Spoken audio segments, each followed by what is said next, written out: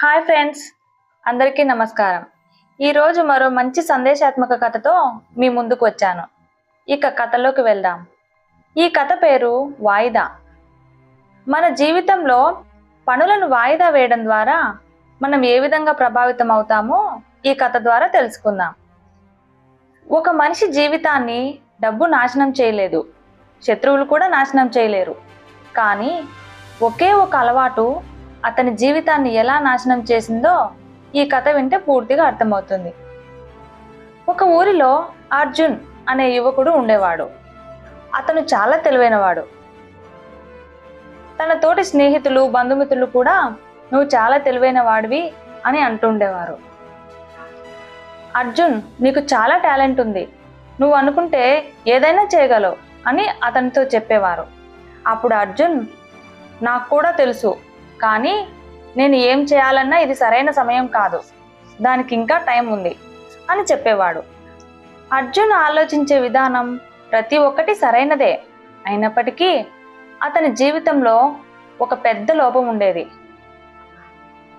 అతను కొత్త కోర్సులు చేయాలనుకునేవాడు, కానీ ఇప్పుడే ఎందుకు, తర్వాత చేద్దాం అని వాయిదా వేస్తాడు. తాను ప్రేమించిన అమ్మాయికి తన మనసులో మాట చెప్పాలనుకున్నా నేను మంచిగా సెటిల్ అయిన తర్వాత చెప్దాం అనుకునేవాడు. ఏదైనా కొత్త పని ప్రారంభించాలన్నా, కొత్త నైపుణ్యాలు నేర్చుకోవాలన్నా ఈ రోజు ఎందుకు, రేపు చేద్దాం అనేవాడు.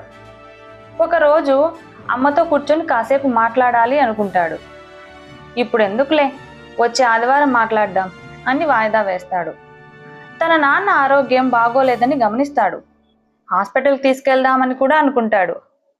కానీ రేపు వెళ్దాంలే అని మళ్ళీ వాయిదా వేస్తాడు. అతని జీవితంలో తీసుకున్న ప్రతి నిర్ణయం సరైనదే, కానీ రేపు అనే ఒక చిన్న మాట అతని ప్రతి నిర్ణయాన్ని తలకిందులు చేస్తూ వచ్చింది. కొన్ని సంవత్సరాల తర్వాత అతని స్నేహితుల్లో కొందరు మంచి ఉద్యోగాల్లో స్థిరపడ్డారు, మరికొందరు బిజినెస్లో విజయాలు సాధించారు. కానీ అర్జున్ మాత్రం నా టైం ఇంకా రాలేదు, నాకు కూడా ఒక మంచి సమయం వస్తుంది అని అనుకుంటూ చేయాల్సిన పనులను వాయిదా వేస్తూనే ఉన్నాడు. ఒకరోజు వాళ్ళ నాన్న అర్జున్తో ఇలా అన్నాడు, అర్జున్, నాకు ఈరోజు ఒంట్లో ఏదోలా ఉంది, హాస్పిటల్కి వెళ్దామా?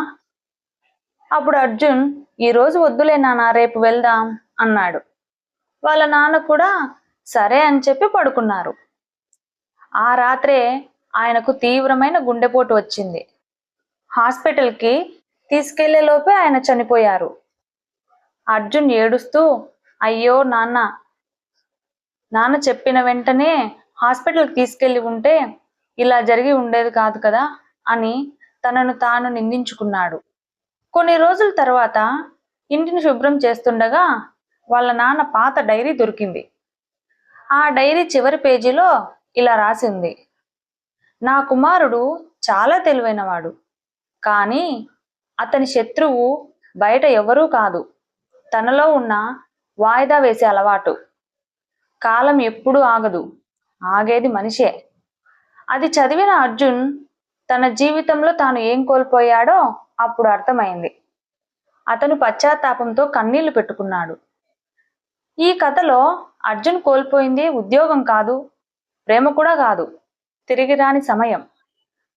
ఈ కథ మన జీవితానికి చెప్పే సందేశం ఏమిటంటే, డబ్బు పోతే తిరిగి సంపాదించవచ్చు, కానీ గడిచిపోయిన ఒక గంటను, ఒక రోజును ఈ ప్రపంచంలో ఎవ్వరూ తిరిగి తీసుకురాలేరు. సమయం విలువ తెలిసిన వాడు విజయాన్ని వెంబడించడు, సమయాన్ని గౌరవిస్తాడు. అప్పుడు విజయం అతని వెంట వస్తుంది.